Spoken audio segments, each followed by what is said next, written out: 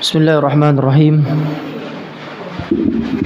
Assalamualaikum warahmatullahi taala wabarakatuh.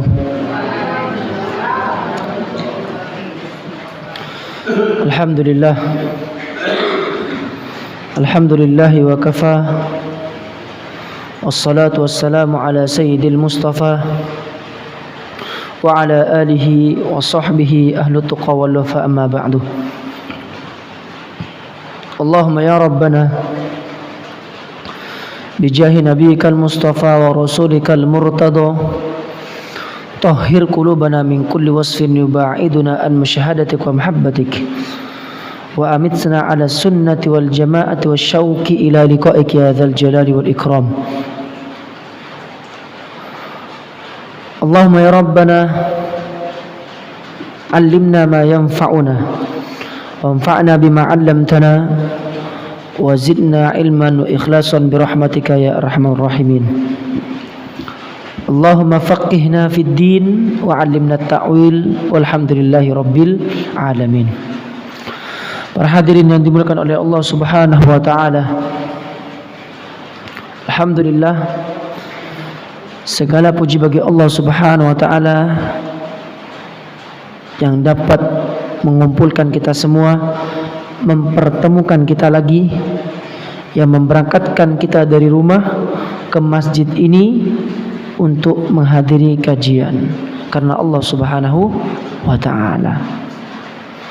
Jadi kalau niatnya karena Allah Subhanahu wa taala, maka Allah Subhanahu wa taala akan mengangkat derajatnya orang-orang yang mencari ilmu agama Allah Subhanahu wa taala. Yarfa'illahu alladhina amanu minkum walladhina utul ilma darajat. Kata Allah Subhanahu wa taala, ada dua golongan yang akan diangkat derajatnya oleh Allah Subhanahu wa taala. Yang pertama, yarfa'illahu alladhina amanu minkum.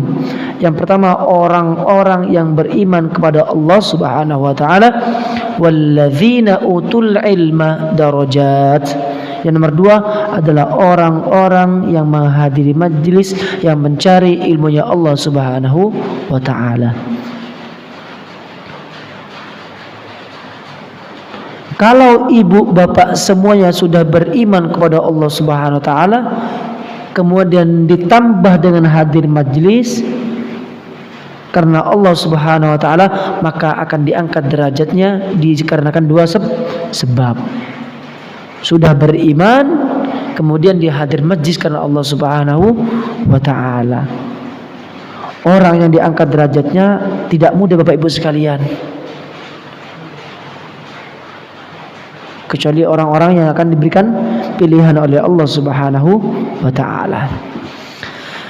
Terkait kemarin 2 hari yang lalu, Bapak Rama menanyakan kepada saya soal tentang masalah zakat fitrah. Zakat fitrah hukumnya wajib.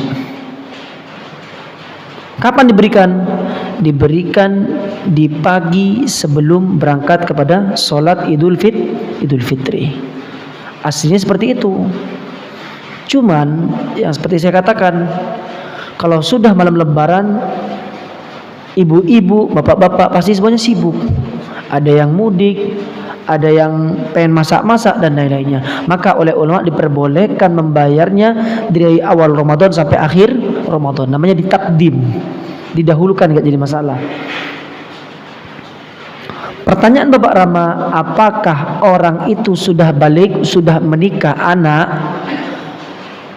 apakah tetap diperbolehkan atau punya kewajiban sebagai orang tua untuk membayarkan kepada anaknya yang sudah menikah atau sudah balik? Jawabannya adalah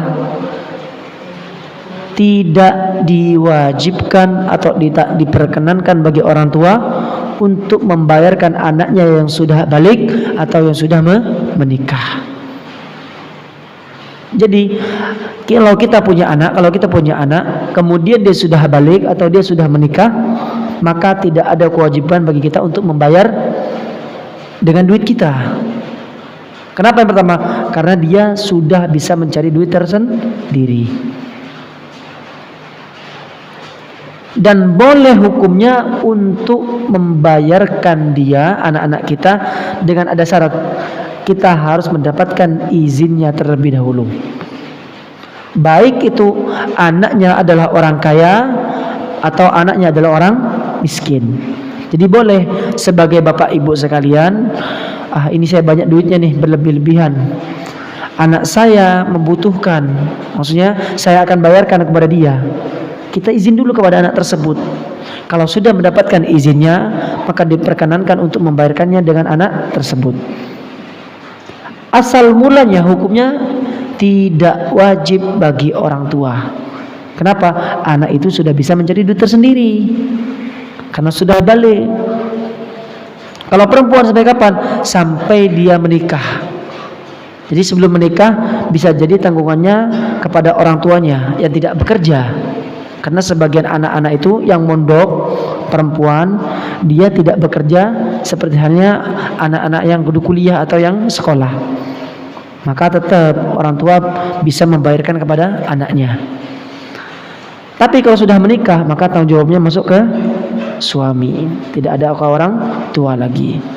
Kalau anak laki-laki sampai umur 15 tahun setidaknya, karena di umur 15 tahun sudah masuki masa balik atau ihtilam atau mimpi basah dan lain-lainnya.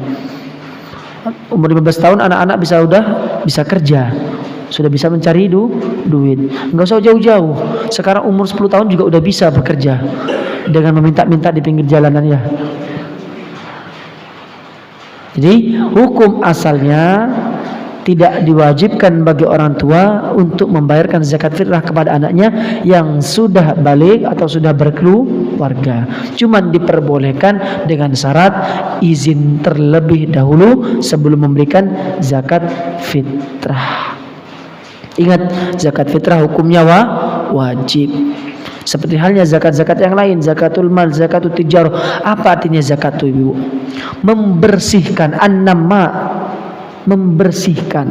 Jadi selama setahun hati kita, fitrah kita yang ada dalam kita sering diisi dengan kemaksiatan kepada Allah, maka dengan membersihkannya mengeluarkan zakat.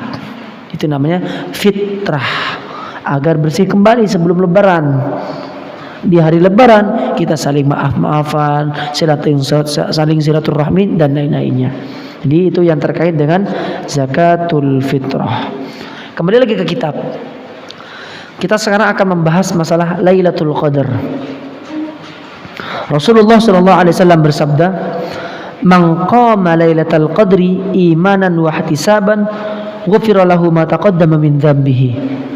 Barang siapa yang beribadah, yang mengisi malam Lailatul Qadar dan beribadah kepada Allah Subhanahu wa taala, imanan tasdiqan bi annaha haqqun wa ta'ah, bahwasannya malam Lailatul Qadar sungguh ada dan kita melakukan ketaatan pada Allah Subhanahu wa taala di malam Lailatul Qadar, wahtisaban, kemudian kita meminta ridhonya Allah Subhanahu wa taala, meminta pahala dari Allah Subhanahu wa taala, ghufira lahu ma taqaddama bi dzambi, maka dosa-dosa kita akan diampuni oleh Allah Subhanahu wa taala yang sudah terlewatkan itu sebelum bulan Ramadan, atau dosa dulu-dulu yang kecil atau dosa-dosa 10 tahun yang lalu, maka Allah Subhanahu wa taala akan mengampunkan disebabkan kita beribadah di malam Lailatul Qadar. Sungguh kita harus berpikir Bapak Ibu sekalian. Ini kasih sayang Allah Subhanahu wa taala. Ini rahmat Allah Subhanahu wa taala kepada umat Nabi Muhammad sallallahu alaihi wasallam. Bertahun-tahun kita bermaksiat kepada Allah Subhanahu wa taala. Berabad-abad umur kita lampiaskan untuk bermaksiat, untuk melaksanakan kemaksiatan kepada Allah Subhanahu wa taala. Melaksanakan kemungkaran, melaksanakan sebuah kemaksiatan yang sehingga kita kumpulkan dosanya sampai lautan pesisir misalnya. Dosa tersebut gampang sekali dihapusnya dengan kita beribadah atau dengan puasa di bulan Ramadan. Tapi dengan syarat kita iman yang pertama, nomor 2 kita mengharapkan pahala dari Allah Subhanahu wa taala. Kan enak. Sudah kita lakukan dosa berpuluh-puluh tahun, bertahun-tahun, berabad-abad lamanya, berbulan-bulan, cuman kita diampuni oleh Allah Subhanahu wa taala dengan satu malam, yaitu malam Lailatul Qadar, atau dengan satu bulan, yaitu bulan Ramadan. Tapi jangan diulangi lagi syaratnya. Sudah 11 bulan kita bermaksiat, setelah itu kita taat kepada Allah Subhanahu wa taala, akan diampuni, agar diampuni. Di bulan Syawal setelah Ramadan kita ulangi lagi, yang enggak seperti itu. Itu yang dimaksud taubatan nasuha, taubat yang sungguh-sungguh, seakan-akan dia merasa menyesal, tidak akan mengulangi, dan berjanji orang tersebut tidak akan mengulangi perkara-perkara yang menyebabkan kemungkaran kepada Allah Subhanahu wa taala. Kalau kita pikir-pikir Bapak Ibu sekalian, itu menunjukkan rahmatnya Allah Subhanahu wa taala sangatlah luas, bukan seperti halnya rahmatnya manusia. Terkadang manusia punya salah dikit memusuhi, punya salah sedikit dengki, iri, takabur, sombong, dan lain-lainnya. Tapi Allah Subhanahu wa taala punya rahmat yang tidak dimiliki oleh yang lain-lainnya. Rahmat Allah lebih luas, pengampunan Allah lebih luas daripada dosa-dosa yang kita lakukan selama umur hidup kita. Dan jangan sampai wala tai'asu min rahmatillah, dan jangan kalian putus asa terhadap rahmat Allah Subhanahu wa taala. Fa yusannul iktsaru minas sholati fiha, maka kita dianjurkan untuk melaksanakan salat sebanyak-banyak mungkin di malam Lailatul Qadar, wa minad du'ai wa ghairihima minal ibadat, seperti doa-doa dan ibadah-ibadah yang lain. Wa yustahabbu ihya'uha bil ibadah, dan dianjurkan bagi kita untuk menghidupkan malamnya dengan beribadah kepada Allah Subhanahu wa taala.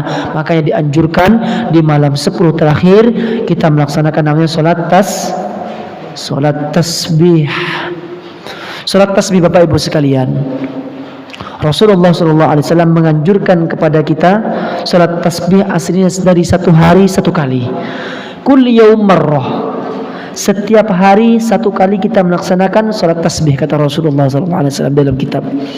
Fa illam tastati', apabila kita tidak mampu untuk melaksanakannya tasbih dalam satu hari satu kali, maka fi kullu usbu'in marrah, diberi keringanan oleh Rasulullah SAW setiap satu minggunya satu kali. Malas salat tasbih lama, karena kita membaca tasbih subhanallah walhamdulillah wala ilaha illallah wallahu akbar wala haula wala quwata illa billahil aliyil azim, itu yang paling sempurna sebanyak 300 kali dalam dua salam. Dua salam berarti 4 rakaat. Kan lama, membutuhkan waktu 20 menit kurang lebihnya. Tapi kalau pengen singkat membaca subhanallah, subhanallah, subhanallah, subhanallah, itu paling singkat. Paling sedikitnya tasbih. Bagaimana? Nggak jadi masalah. Jadi Rasulullah SAW menganjurkan kepada kita untuk melaksanakan salat tasbih kulli yaum, setiap harinya marrah, satu kali. Fa illam tastati, kata Rasulullah SAW, apabila kalian tidak mampu untuk melaksanakannya satu hari satu kali, falikulli usbu'in marrah, diberi keringanan satu minggu satu kali. Fa illam tastati, tidak mampu lagi ya Rasulullah, falikulli syahrin marrah, maka satu bulan satu kali. Jadi tidak mampu dalam satu hari satu kali, diberi keringanan satu minggu satu kali. Tidak mampu lagi, satu bulan satu kali. Fa illam tastati', apabila kalian tidak mampu lagi, maka falikulli sanatin marrah, setiap satu tahun satu kali. Fa illam tastati', kata sahabat, kata Rasulullah SAW, apabila kalian sudah tidak mampu lagi dalam satu tahun satu kali, falikulli umri kullika kulluhu marrah, maka kehidupan di dunia ini paling tidak kita melaksanakannya selama dunia cuma satu kali. Itu anjuran bagi Rasulullah SAW, dari Rasulullah SAW untuk umatnya untuk melaksanakan namanya salat tasbih. Dengan pertama tidak mampu 1 hari dipindah kepada 1 minggu. 1 minggu tidak mampu dipindah 1 bulan. Tidak mampu lagi dipindah 1 tahun. Tidak mampu lagi, setidaknya kita melaksanakan sholat tasbih 1 kali seumur hidup Bapak Ibu sekalian. Insya Allah mampu ya? Mampu. Wa yanbaghi ayyatlabuha fil ashr akhir min Ramadan, dan kita lakukan sholat tasbih itu insyaallah dan ibadah-ibadah lain 10 terakhir bulan Ramadan. Kalau ada yang melaksanakan di bulan Ramadan atau sebelum Ramadan sholat tasbih enggak jadi masalah. Cuma lebih dianjurkan melaksanakan sholat tasbih dan sholat-sholat lainnya, ibadah-ibadah yang lainnya kapan? Di terakhir bulan Ramadan. Sambil iktikaf, sambil ibadah, baca Quran dan lain-lainnya. Rasulullah SAW bersabda, "Taharru lailatul qadri fil ashr awakhir min Ramadan." Maka bersemangatlah ayo Bapak Ibu sekalian untuk mendapatkan malam Lailatul Qadar di terakhir 10 bulan Ramadan.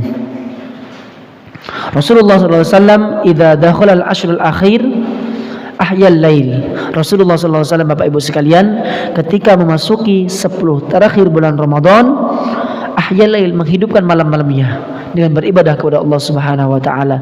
Wa aiqadha ahlahu. Kemudian Rasulullah SAW tidak beribadah dengan sendirinya, membangunkan keluarganya, membangunkan anak-anaknya. Ayo kita beribadah, karena di sini tepatnya kita beribadah kepada Allah Subhanahu wa taala. Wa yanalu ajruha man qamaha wa wafaqaha. Bagi siapa yang akan mendapatkan pahalanya Lailatul Qadar? Yang pertama, bagi orang yang beribadah di dalamnya, wa wafaqaha, dan dia berketepatan di malam Lailatul Qadar. Dikatakan Bapak Ibu sekalian, malam Lailatul Qadar kebanyakan datang atau turun kepada umat Nabi Muhammad SAW dalam tanggal yang ganjil. Itu 21, 23, 25, 27, 29. Kurang lebihnya seperti itu. Cuman terkadang datang juga malam Lailatul Qadar di waktu genap. 20, 22, 24, 26, 28, 30. Bukan 20, langsung 22. Ini menunjukkan kita tidak boleh mengambil malam Lailatul Qadar beribadah setengah-setengah. Kalau pengen beribadah biar mendapatkan malam Lailatul Qadar, kita semuanya dari tanggal 21 dimulai malam Jumat besok sampai terakhir bulan Ramadan. Jadi biar kita mendapatkan semuanya. Orang yang beribadah cuma ganjil-ganjilnya saja, bisa jadi dia mendapatkan, bisa jadi dia tidak mendapatkan. Tapi kalau orang semuanya, kalau dia diambil 10 hari, itu namanya mimbabil ihtiyat, dia berhati-hati biar mendapatkan malam Lailatul Qadar. Yang mana malam itu dikatakan lebih baik daripada 1000 bulan Bapak Ibu sekalian. Wa yustahabbu ayyukthara fi tilka al-laila min ad-du'a al-warid an Sayyidah Aisyah radhiyallahu anha qalat. Ada salah satu doa yang lebih dianjurkan dibaca di malam Lailatul Qadar, berarti tanggal 21 sampai terakhir. Doanya gampang. Bapak Ibu semuanya tahu semuanya dan sering baca, cuman tidak tahu sigotnya bahwasanya doa ini mujarrab, doa ini dianjurkan oleh Rasulullah sallallahu alaihi wasallam. Apa itu doanya? Yang dimana doa ini diriwayatkan dari Sayyidah Aisyah radhiyallahu anha. Ya Rasulullah, ara'aita in alimtu lailatul qadri ma aqulu fiha. Jadi Sayyidah Aisyah ini bertanya kepada Rasulullah SAW. Sayyidah Aisyah itu istri Nabi Muhammad SAW, putra dari sahabat siapa? Putra dari Sayyidina Abu Bakar Siddiq radhiyallahu anhu. Jadi Sayyidina Abu Bakar Siddiq sudah menjadi khalifah Rasulullah SAW, sahabat Nabi, sekaligus jadi mertua dari Nabi Muhammad SAW. Kenapa jadi mertua? Karena Nabi Muhammad SAW menikah dengan anaknya, yaitu Sayyidina Aisyah radhiyallahu anha. Jadi ketika itu, ya Rasulullah, apa tanggapanmu? Apa doa yang perlu dibaca ketika saya beribadah di malam Lailatul Qadar ya Rasulullah? Apa jawaban Rasulullah sallallahu alaihi wasallam? Quli, maka katakanlah wahai Aisyah, Allahumma innaka afuwun karim tuhibbul afwa fa'fu anna ya karim. Itu doanya Bapak Ibu sekalian. Itu perlu dibaca di saat malam Lailatul Qadar dan di pagi harinya di hari Lailatul Qadar.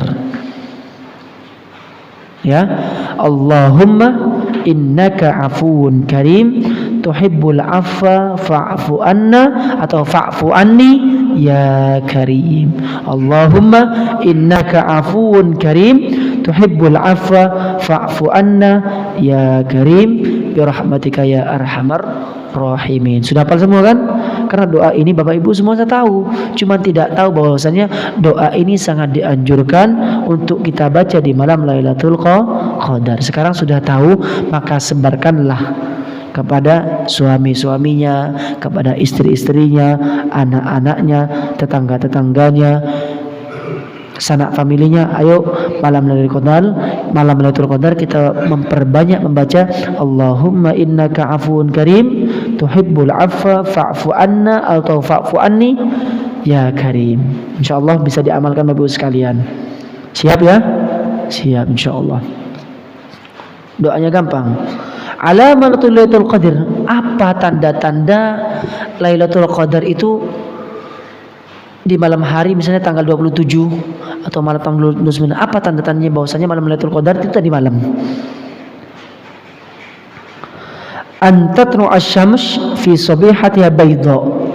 Matahari itu yang keluar dari arah timur yang pertama, keluarnya dengan menggunakan sinar yang putih. Misalkan dengan sinar yang cerah gitu, kuning ya. Ini keluarnya matahari dari arah timur. Kalau dari arah barat ini bahaya Bapak Ibu sekalian. Dia kiamat. Ini keluar matahari di pagi hari Lailatul Qadar, keluarnya matahari dengan dengan nur, dengan cahaya yang warna putih. Jadi mungkin agak keputih-putihan, tidak seperti biasanya. Nah, itu salah satu tanda malam Lailatul Qadar. Kenapa kok warnanya putih, bukan warna kuning seperti biasanya? Liquwwati sutu'il anwarin nazilati fi lailatiha. Karena kuatnya nur yang turun tadi malam kepada bumi ini. Jadi ada banyak nur dari Allah Subhanahu wa taala turun pada bumi, kepada hamba-hambanya yang beribadah di malam Lailatul Qadar. Wa likathrati tanazzulatil malaikati wa ma yanzilu ma'aha minas sakinah war ruhaniyah. Dan disebabkan banyaknya malaikat yang turun kepada bumi ini memberikan rohaninya al-latifah dan sakinah kepada ketenangan hati kita kepada umat Nabi Muhammad sallallahu alaihi wasallam.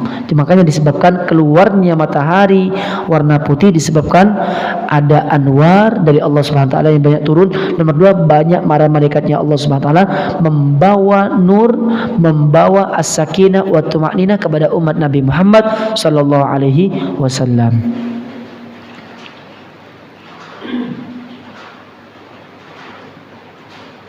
Wala yahilu lisyaitani ay yakhruja ma'aha yauma idzin. Dan di hari itu, di malam itu, syaitan tidak boleh turun sedikit pun kepada bumi yang kita tempati ini. Jadi sangat agung dan mulia malam Lailatul Qadar Bapak Ibu sekalian.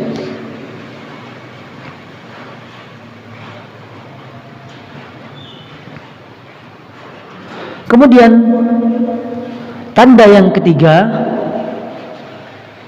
tidak ada di malam harinya itu perasaan malam hari yang panas dan juga tidak dingin, setengah-tengah, adem, ayem, sakinah, tumakninah, pokoknya tenang di malam hari itu.